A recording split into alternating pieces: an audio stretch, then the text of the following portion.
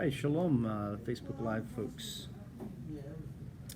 We're in Hebrews chapter 2, verse 14, and there are handouts. There's two handouts, and the one handout are questions from chapter 1, 2, 3, and 4 to help you remember, and if you've got to go back, we've got it all online, on Facebook Live. So you can kind of keep track of what you're learning, fill things in here, or when you have some time at home. So we've just come from verse 13,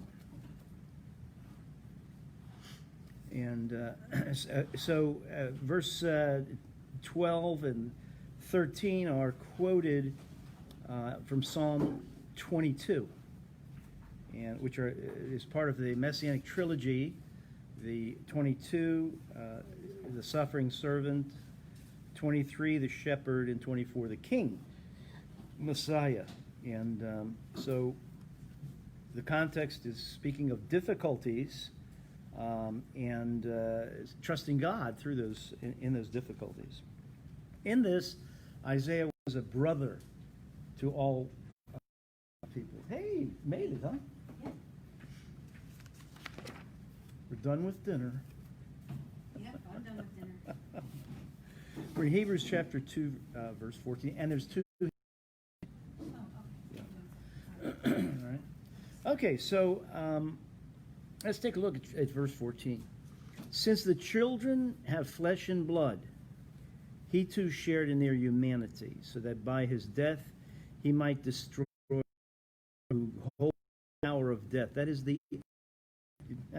devil, and free all those whose all their lives that were held in slavery by their fear of death. And he's speaking in a Hellenistic period where a good deal of the folks believed that the afterlife was more or less something like this: a mindless zombie in the underworld seeking blood, sniffing out where there's blood. Even Agamemnon is pictured that way in the Iliad. But know that the brothers that Isaiah is talking about are the same brothers that I think Barnabas, or whoever the author is of Hebrews, is identifying that Yeshua too, like Isaiah, identifies with those who are suffering, those who are mortal, those who are flesh and blood, so that he can identify fully. Verse 15, verse 16, for surely it is not angels he helps, but Abraham's descendants. This word in Greek for helps means to take hold of, right? The statement, if you rework it just a little bit with the idea of taking hold of, it makes sense this way. For it was not the angels that he took to himself, he became man. Okay? He didn't come in the form of angels because that's not his troubled brethren. It's the seed of Abraham that are his troubled brethren, or the seed of Adam that's his troubled brethren. So, there it is. The Facebook platform, maybe we should try doing like a YouTube live. Something's got to change. Okay, welcome back. It wasn't too bad this time. All right, so in the incarnation, becoming man comes through the race, through a specific lineage. This is not a Hellenistic legend of one born of the gods, anything like that, but this is a true story. There's a real legacy, there's a real prophecies, there's a real timeline, there's a real people, right? A real persecuted righteous minority. So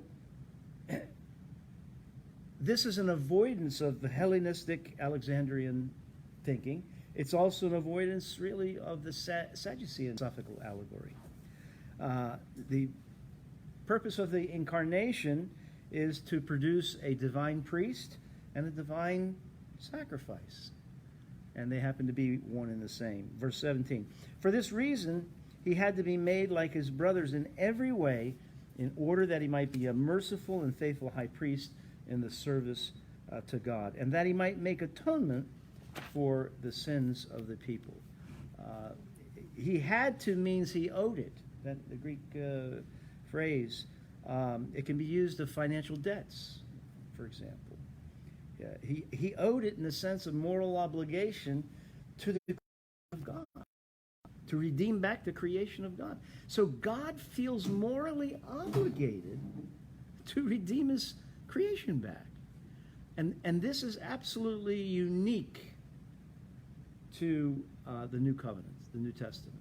You find no other cultures where there's the obligation of the Creator to see to it that a way back to him is that mankind can actually take, right? In Greco-Roman mythology, it's always some great task. It's to create a worthiness for someone to come to the god or to the goddess. But no, in this Hebrews, it says, just like the priests owed it to the people to be the intercessors, so the Messiah owed creation to be the intercessor, right? Moral obligation. The nature of Yeshua's work, then, is to accomplish the intended incarnation. I don't know if I would do it, leave a situation like that, for human beings, but he did. He did. Yeshua is going to become the high priest to save the lives of men. It's all patterned after the Jewish priesthood, right? So let's take a look at Philo. Philo is an Alexandrian Jew. He's a religious Jew, and a lot of what he does is Philo sees the Jewish high priest as one who does not show feelings, as one that represents God in an impassionate fashion, right? And he will have his feeling of pity under control. That's what he writes. But the writer of Hebrews says there's a mandate for understanding the Levitical priesthood in order to understand the work of the Messiah. The Levitical priesthood had to be for the people. They couldn't be for God. You know how sometimes religious people are so for God they do no good for anybody? It's just God and them. That's it. That's never the way it's to be. It was never God's purpose. This is not the Alexandrian model, right? This is not Alexandrian Hellenistic thinking at all. Verse 8, because he himself, Pasco, suffered when he was put to the test. That's what that word means. He is able to help those who are being tempted, who are also being put to the test. Why does this follow the high priest and the incarnation verses? Why would he do that? Well, it's precisely the high priest, the atoning role via the incarnation that's at stake here. That explanation is important. The temptation to escape shame, the shame specifically of what? Of the cross, where Yeshua does the high priestly work of making the atonement. It was very, very tempting and often succumbed to put away the shame of believing in, you believe in a dead guy. You believe in a persecuted one. He didn't become king. I thought he was supposed to be the king of the Jews. Can you imagine living in that day and not being grounded in the faith? You'd be tempted to say, maybe this is not worth it. There's not a manifestation that I can touch, right? So we see this constantly. We see this temptation to escape with Satan in the wilderness. Just do something on your own. You don't need the Father. You're divine. You can do this on your own. Just go ahead and do it, right? No, I'm going to do this as a man. I mean, how many of us want God to just come and take care of our enemies or take care of our situation just like that? Why can't you just do this? Why can't you just do that? Why can't you just, And you can get so balled up into that it can cause you some shame when people don't see your life as perfect, right? Well, your life is just as messed up as mine. Okay? And if that's true, that's not good. But a messed up life with a happy person connecting with God, not a function of that turmoil around him or around her, is a tremendous witness. Okay? Somebody that's grounded like that will not be tempted to escape the shame of the cross. We embrace it. We embrace it for the sake of Yeshua.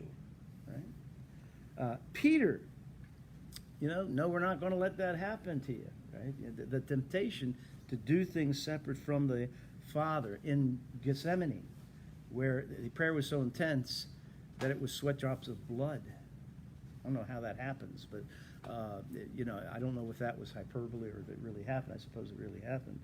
I'm not sure.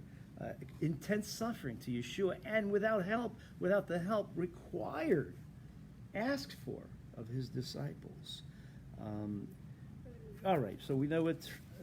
We know those portions and we know those stories. One of your handouts has chapter 1, verse 5, and chapter 2, verse 9, and a list of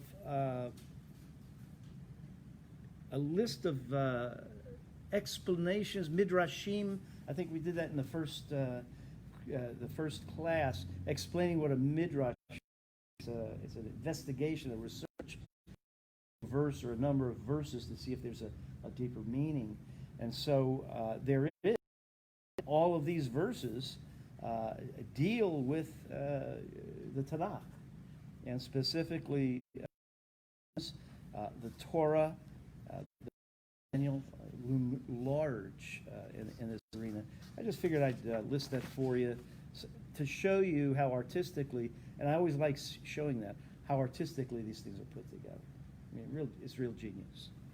So the Midrash collection is, that's what we have here. Now, I think we've said this before, Rabbi Yudan, 4th century, this is a Midrash on all these comforting passages are in the decree of the King of Kings, who performed them for the Messianic King. Right? He understands the Son in Psalm 110, sit at my right hand till I make your enemies your footstool. The same one in Psalm 2, and also the same Son, the Son of Man that comes in the clouds in Daniel chapter 7. He sees it. He connects these things, right? So does the book of Hebrews, and maybe he got it from there, right? The Son of Man is in the book of Enoch. The Son of Man removes kingdom, and the kingdom is given to him. He is named before the Lord of the spirits at the head of days. In his name, the righteous will be saved. And, kings and mighty ones cast down before the Son of Man, the elect one, the anointed of the Lord of the spirits. He's clothed in garments of glory, feasting with the saints.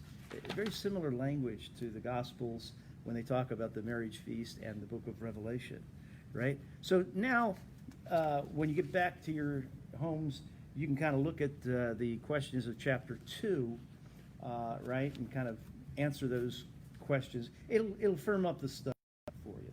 And if you have to refer back to the tape, do that. Now this switches to chapter 3, which is a function of chapter 2, right? The various statements in chapter now have bearing on what is going to be said in chapter 3. Holy brothers, verse 1. Therefore, meaning therefore, the things that I've just said, therefore, holy brothers who share in the heavenly calling, fix your thoughts on Yeshua, the apostle and high priest, whom we confess.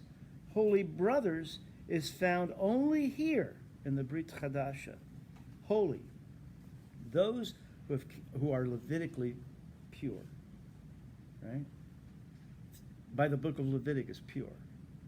So right? it wouldn't just be brothers whom God has set apart. Well, he's talking to, I'm projecting this and have projected this, to a group of priests who don't know what to do. Okay? And he acknowledges later the priesthood of all believers, but specifically those who are priests and Levites should understand the basics, that they are holy, they're consecrated, they're set apart, And they're set apart to do what? To be intercessors, to be intermediaries on behalf of the people by teaching them. They're to be teachers. In the Qumran scrolls, to keep oneself undefiled would be to ensure that the Lord was with you in the temple service and in battle. So to the Qumran people, they kept themselves Levitically pure so that the temple worship would be accepted and that they would be victorious in battle. Right? That was their thought. The Chavarim Kedoshim is the priesthood fellowship. The heavenly calling is specifically the separation of the priesthood amongst themselves, right? For the full service of the priesthood. Whatever the priests did in the temple is going to be a parallel to our function. 1 Corinthians 1:26. I'll give you a minute. We're also going to go to 2 Peter chapter 1, verse 10. So 1 Corinthians 1:26. Chavarim, brothers, table fellowship people. Think of what you were when you were called. Not many of you were wise by human standards. Not many were influential. Not many were noble of noble birth. But you're special. You are called to be a priesthood. It's not a matter of your intellect. It's not a matter of your accomplishment. Right? 2 Peter 1:10. Therefore, my chavarim, be all the more eager to make your calling and election sure, for if you do these things, you shall never fall. He's just mentioned a whole thing, knowledge and understanding and patience and so forth and so on, that are practiced by a holy people. A holy people have this incorporated in their lives. And then the question is, why is Yeshua at this juncture called an apostle? Right? Apostolos is not merely an envoy. An apostle is an ambassador. He's a representative with powers. And so the question is, what is the point to be made at this juncture? Moses was an apostle. The Septuagint says he was. So now, Exodus 3:10, I'll give you a second. So now, go, I am, and the root word here is the root word for apostle. I am apostling you. I'm sending you. You're the shaliach. You're the one sending you to Pharaoh to bring my people, the Israelites, out of Egypt. You represent me in every way. When he sees you, you're going to be my representative. He sees me. Okay? Be careful to speak only what I speak to you. Right? But I'm sending you.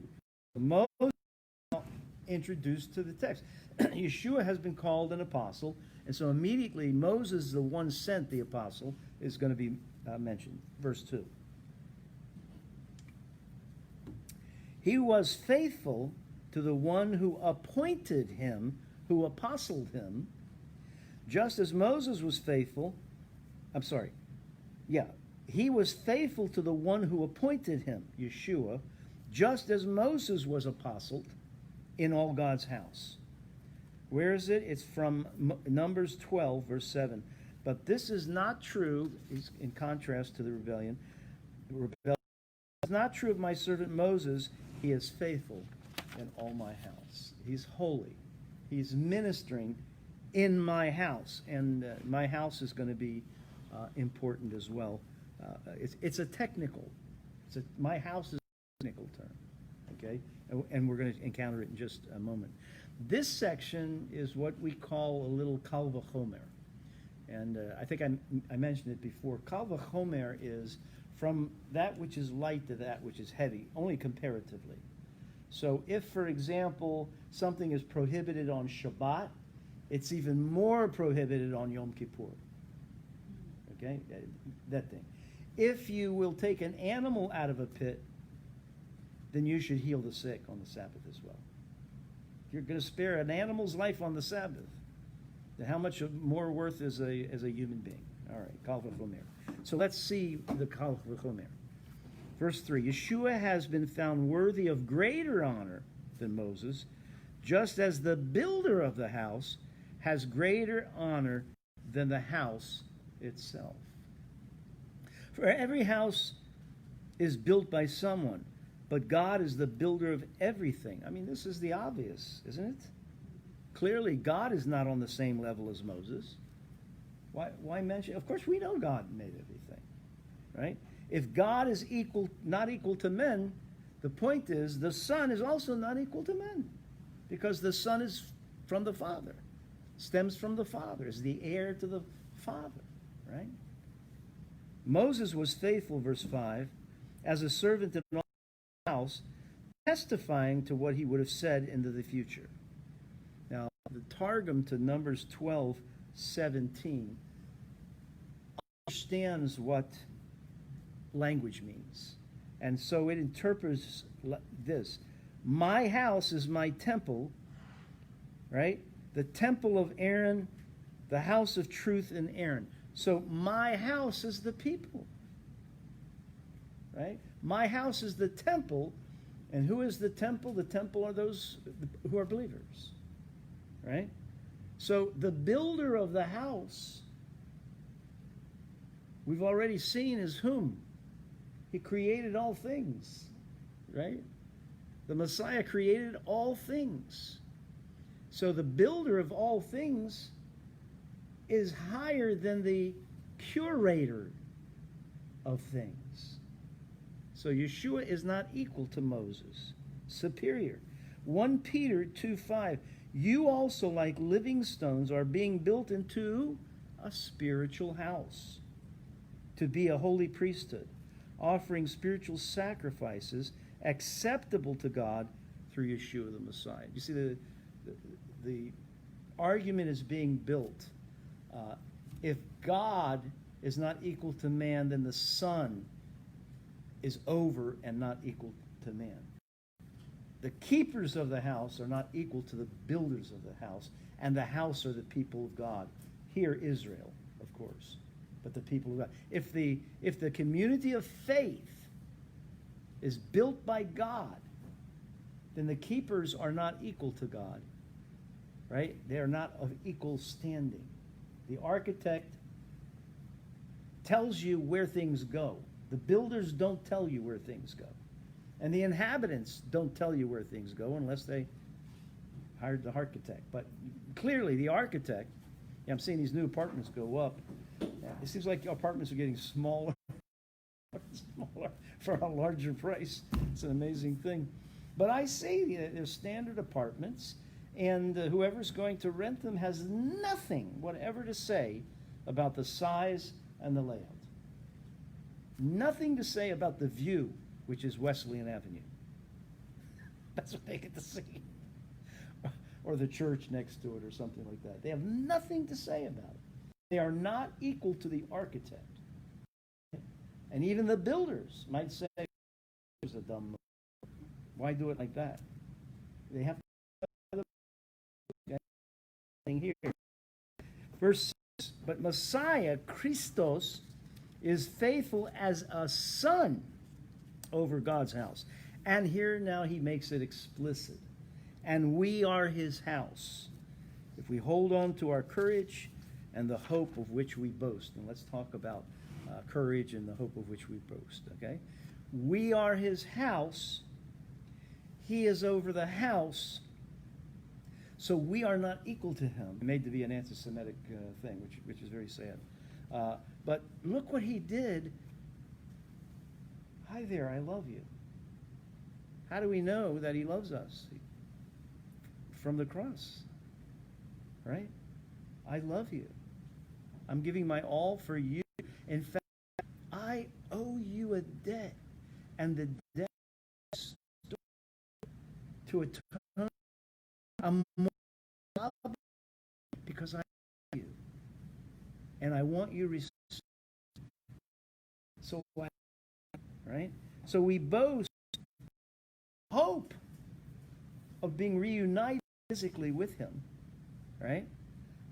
So the hope of glory, we're going to see what the hope of glory is. It's the promised rest that we're going to right now delve into. What is that rest that we're going to get?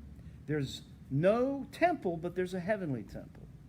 If you talk to me about this and you explain this, then I can walk with this through you. But the deception is, well, I guess this is my lot. It's meant to be. Boy, Jewish people love that. I grew up with that. It was meant to be. Everything's meant to be. Well, maybe it's not meant to be. You have to ask God about it. The deception leads to unbelief. Because if you believe God's pulling out the rug and, really isn't, he's too busy for me over here, and look, sometimes things happen to you, you just got to accept it, and so forth and so on, then you're not going to believe that God is all-powerful. You're not going to believe that he's out for your good. Bill Johnson, I really recommend the book, wrote a book, God is Good. It's a simple thing. Anybody would say, yeah, of course God is good. But I just encourage you, if you get a chance to read that book, it is good. And we have to come to him from that standpoint, right? Those that come to him must believe that he is, and is a rewarder of those that diligently seek him. If you come in it with, God's kind of like my dad, that's already what? Deception and unbelief. Well, he's not going to give me everything I want. My dad didn't give me everything I wanted. He loves me, but not that much. Something like that. So that's what we're right. Though they had seen what I did, for 40 years I was angry at the generation. I said, they are a people who go astray. They've not known my way. So I declared on oath in my anger, they shall never enter my rest. So this sounds harsh, and it sounds like what it will not sound different than what we eventually come up with. Okay, the English is a little bit misleading. Let's try to unpack this a little better. Israel did not walk. Today, hear his voice. Obviously, in David's day, he's saying to the people, enter into the rest of God. So obviously, the true rest hadn't been entered into yet. Otherwise, he wouldn't have said it. Hebrews 3:10, that is why I was angry with that generation, and I said, their hearts will always be going astray, and they have not known my ways. So I declared an oath in my anger, they shall never enter my rest. You probably know that cardia, heart, surely as I live, I'm sorry, I know this is frustrating. It's going in, going out. One of these days we're going to get this thing fixed. Maybe a phone hotspot will do that, wouldn't it? Should. Yes, sir. I think I'll try that next time. We'll try a hotspot next time. All right. As I live, and as surely as the glory of the Lord fills the whole earth, not one of the men who saw my glory and the miraculous signs I performed in Egypt and in the desert, but who obeyed me and tested me 10 times, not one of them will ever the land I promised on oath to their fathers. No one who has treated me with contempt will ever see it. So that generation passed away. Okay, we understand that. Psalm 95:10 speaks to this. For 40 years I was angry with that generation. I said, they are a people whose hearts go astray. They have not known my ways. So I declared on oath in my anger, they shall never enter my rest. He's more striving, right? Only relaxation in the presence of God. And there's no cause for fear in that place. You know that the evening and the morning was the seventh day doesn't appear in Scripture. It just doesn't. So it means that Shabbat was meant to be forever. Man was to live in that rest, in that eternal rest day, right? Okay. Hebrews 13:12. See to it, Chavarim, brothers, that none of you has a sinful, unbelieving heart that turns away from the living God. What kind of sin would the author be concerned with? Right? Kind that defiled the priesthood. Right? Whatever would defile the priesthood. Right? The temptation of Hellenism, even the temptation of Pharisaic or Sadducean Judaism would do what? It had already defiled the priesthood. The Sadducees already defiled the priesthood. The Pharisees diminished the priesthood, right? They thought they were the new priest. A self-heic way of doing things. We don't need to take the scriptures so literally. We should allegorize it and fit it to what could be meant in a modern time, right? Practical holiness, don't take it too far, okay? Don't be so prudish. You're going to do what? You're going to pray for people. You're going to intercede. Leave them to their own devices. Let them make their own decisions. You know, everybody needs to make their own decisions, and interceding for them and acting like a priest. Who do you think you are? All these kinds of temptations to bring you to shame, right? Why do people not want to get on a plane and witness to the person next to them? Because they're embarrassed, right? Mainly because they have very little to tell them, you know. But when you're filled with experiences on a daily basis of what God's doing in your life and through your life, and you're offering to pray for them and offering to give them hope and so forth, you don't stop talking. You have lots to say. But the devil's way is to cause you embarrassment, to be embarrassed, right? I see this most often when I take people with me to the hospital. And there's a Jewish family, and so I'm going to go into the Jewish family, and the Jewish family doesn't want me in there. And I go through my routine. You didn't call me, he or she called me, and I'm going in. They wanted me here. You really don't have anything to do with this. I respect your position as family, but they're the ones that call me.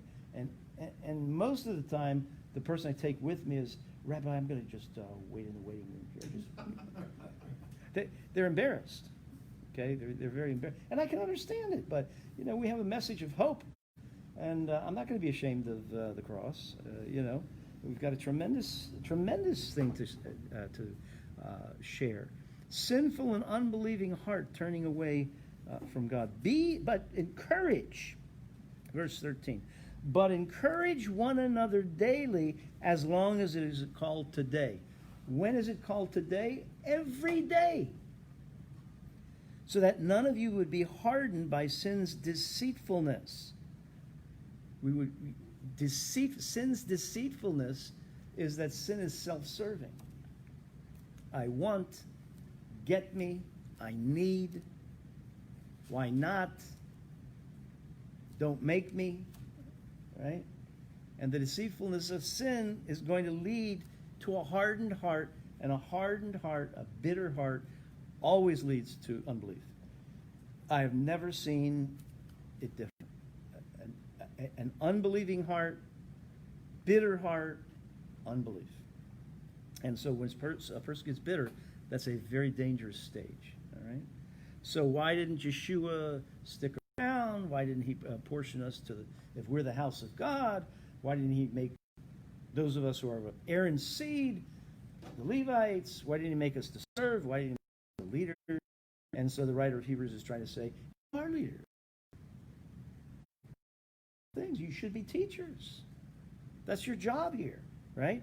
You're being led away of hardness of heart, hardness of heart produced by deceitfulness, and you're getting bitter, and you're wanting to go into Hellenism, you're wanting to go into some kind of Sadducean, or probably not because they were kind of out of a job, into some kind of Pharisaism or something else, paganism.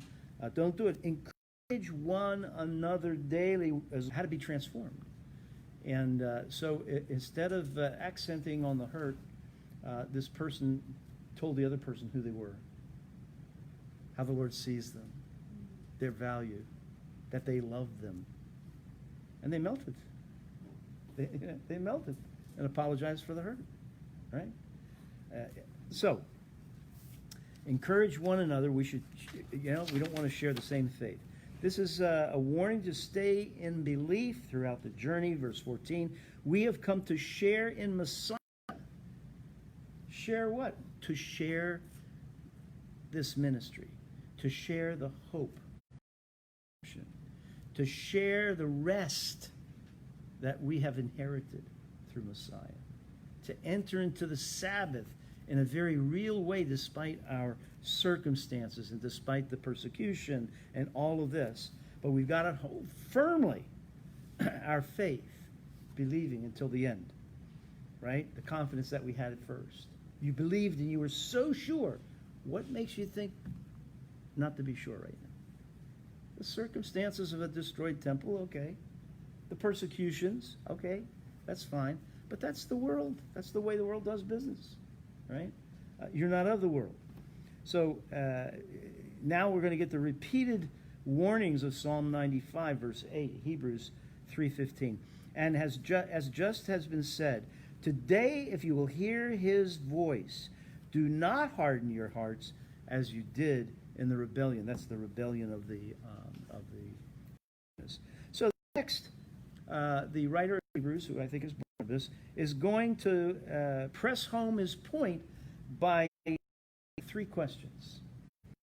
They're going to emphasize that it was people who were in a position of spiritual privilege and yet sinned grievously who were in mind in Psalm chapter 95. So he's going to do a midrashic explanation of Psalm 95. Here's question 1, Hebrews 3:16.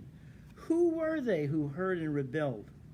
Were they not all those Moses led out of Egypt? These guys were saved. These guys were redeemed, right? Verse 19. So we see that they were not able to enter because of their unbelief. Unbelief led to sin and the rebellion, right? The deceitfulness of sin, right, produces what? Hardness of heart, unbelief. The deception of sin, unbelief. Hardens the heart, makes it bitter, unbelief. Apistia, right? Unfaithfulness and unbelief. So that's chapter 3. I don't want to go like a freight train, so any questions? Do you see the parallel to Psalm 95? The idea is that if they didn't receive rest, and we're going to go into this again in chapter 4, if they didn't receive rest in the wilderness, in Shiloh, under David's reign, under Solomon's reign, rest, then